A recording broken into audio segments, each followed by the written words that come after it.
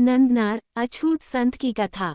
नंदनार, जिनका मूल नाम तिरुनाली पोवार था, एक ऐसे समय और समाज में जीवन जी रहे थे जहां भक्ति एक व्यक्तिगत आस्था थी, लेकिन उसके सार्वजनिक प्रदर्शन या अनुभव पर जन्म आधारित रोक थी। उनका गांव एक तरह से स्वर्ग और नर्क का मिश्रण था। प्रकृति की सुंदरता थी, लेकिन मानव निर्मित कठोरता भी थी।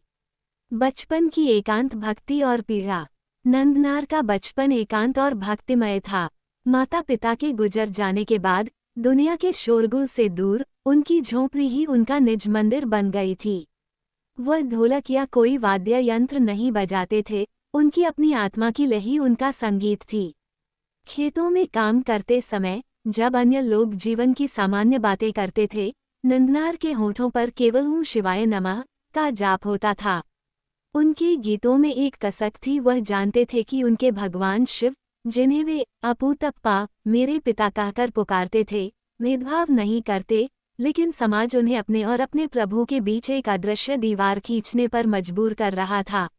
जब भी गांव के पास के मंदिर में कोई उत्सव होता था, नंदनार दूर खड़े होकर बस झलक पाने की कोशिश करते थे।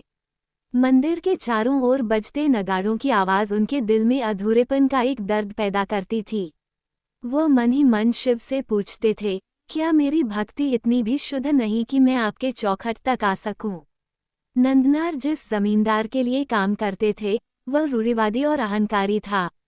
नंदनार की गहरी भक्ति को वह समय की बर्बादी मानता था।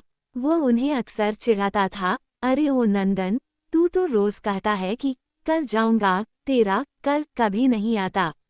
इसी कारण उनका नाम तिरुनाली पोवार पड़ गया।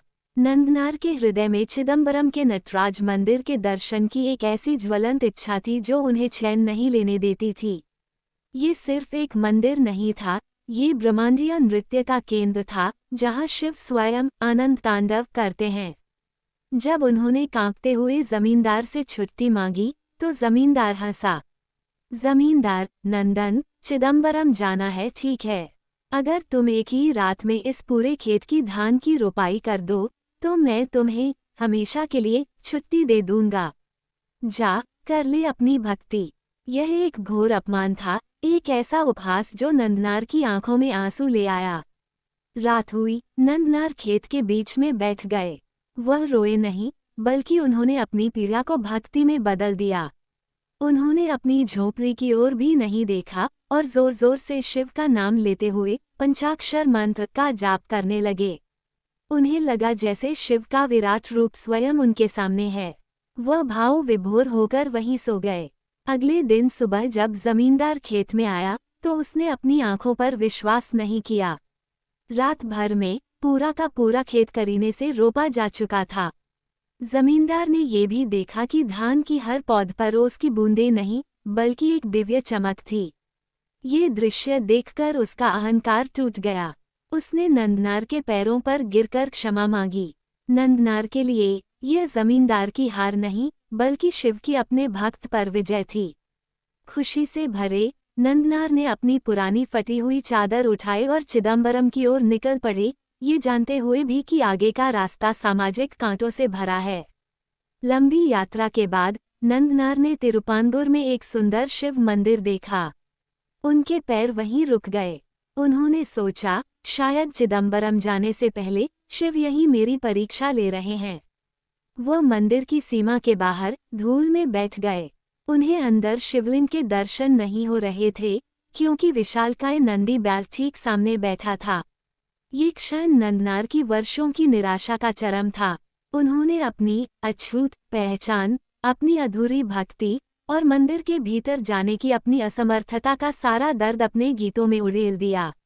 हे नंदी, तुम मेरे प्रभु के सबसे प्यारे सेवक हो, लेकिन तुम और मैं दोनों ही मेरे प्रभु के दर्शन में बाधा बन रहे हैं।